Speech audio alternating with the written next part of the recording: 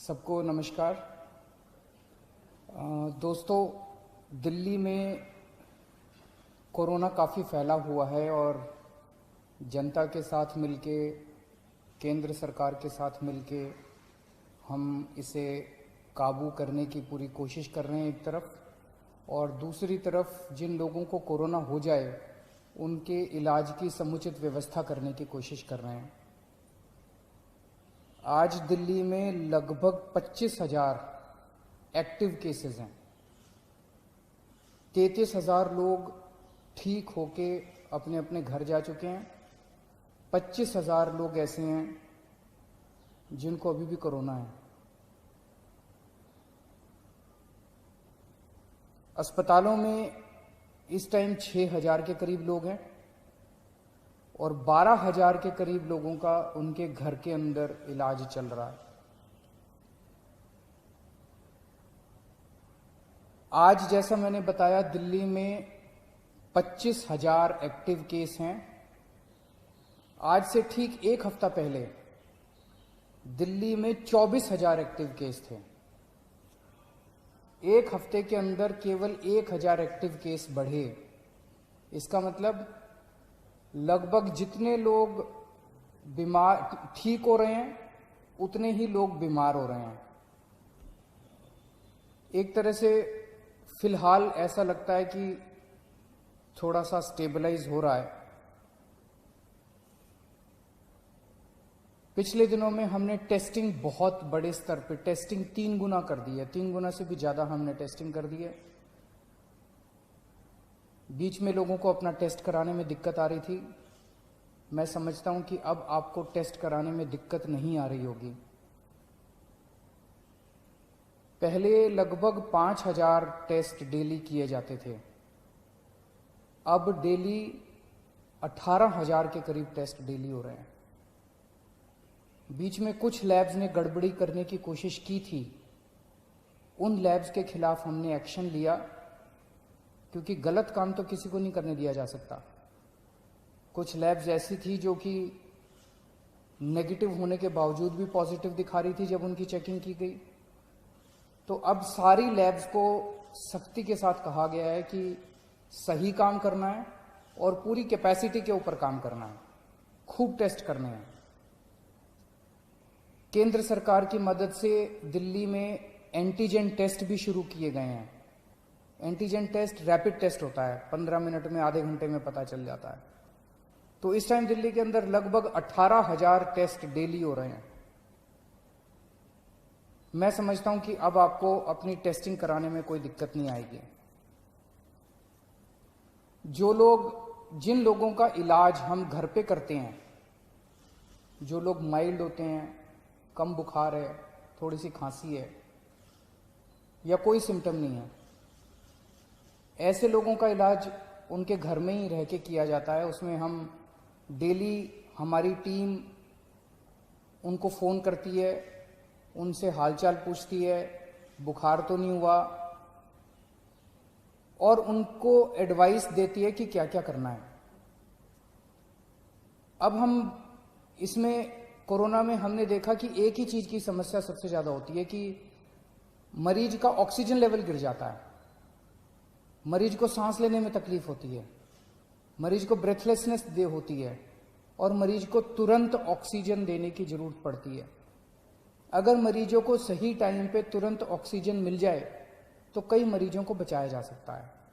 तो इसके लिए अब हमने क्या किया है कि जितने अब होम क्वारंटाइन के केसेस होंगे, होम आइसोलेशन के, दिल्ली सरकार हर होम आइसोलेशन वाले केस को एक ऑक्सी पल्स मीटर देगी। आप उस पल्स मीटर को अपने घर रखिए, जब आप ठीक हो जाएं सरकार को वापस कर दीजिए 10 दिन के बाद। उस पल्स मीटर से आप हर घंटे में, 2 घंटे में आप अपनी ऑक्सीजन नापते रहिए। अगर आपकी ऑक्सीजन कम होती है, हम आपको एक फ़ोन नंबर दे देंगे, उस पर फ़ोन कर दीजिएगा। हर डिस्ट्रिक्ट में हम ऑक्सीजन के कॉन्सेंट्रेटर रख रहे हैं।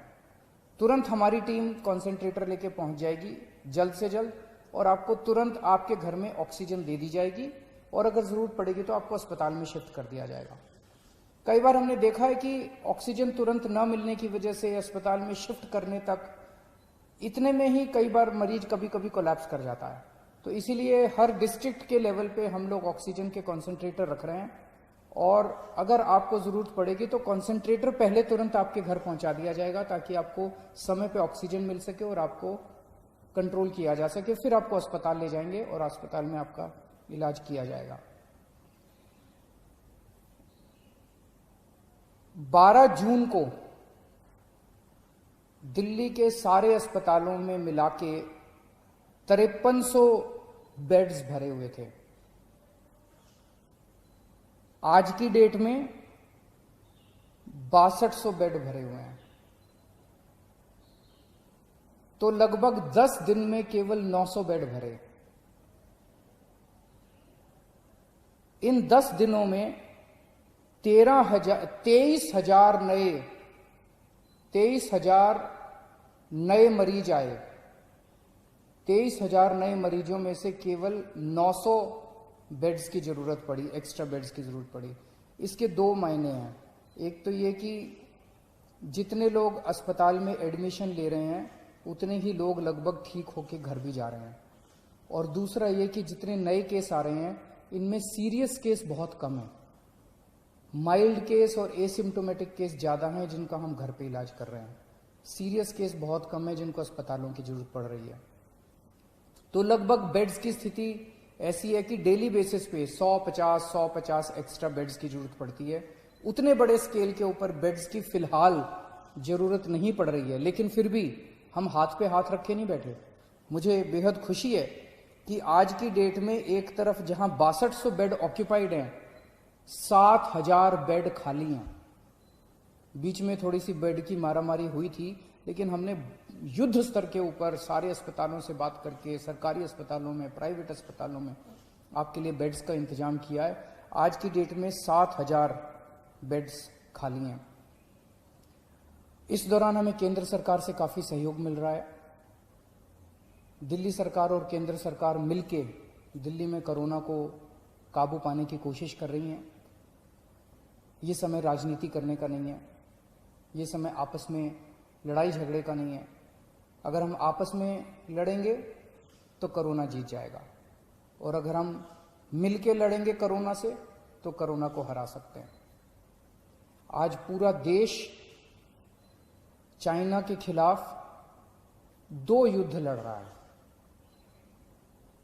एक चाइना के द्वारा भेजे गए वायरस के खिलाफ, और दूसरा चाइना के खिलाफ बॉर्डर के ऊपर युद्ध लड़ रहा है। वायरस के खिलाफ हमारे डॉक्टर, हमारे नर्स, ये सब युद्ध लड़ रहे हैं, और बॉर्डर के ऊपर हमारे सैनिक युद्ध लड़ रहे हैं। आज पूरा देश हमारे डॉक्टर्स के साथ एक तरफ खड़ा है और हमारी दूसरी तरफ हमारे सैनिकों के साथ खड़ा है, और इन दोनों युद्धों को हमें पूरे देश को मिलकर लड़ना है। इसमें बिल्कुल राजनीति नहीं होनी चाहिए, इसमें कोई पार्टीबाजी नहीं, कोई गुटबाजी नहीं। सारे देश को एक होके कोरोना के खिलाफ भी युद्ध लड़ना है और चाइना के खिलाफ भी हमें युद्ध लड़ना है। हमारे 20 जवान पीछे नहीं हटे, हम पूरे देश भी पीछे नहीं हटने वाला। जब तक हम जीत नहीं जाएंगे तब तक देश पीछे नहीं हटेगा। जय हिंद।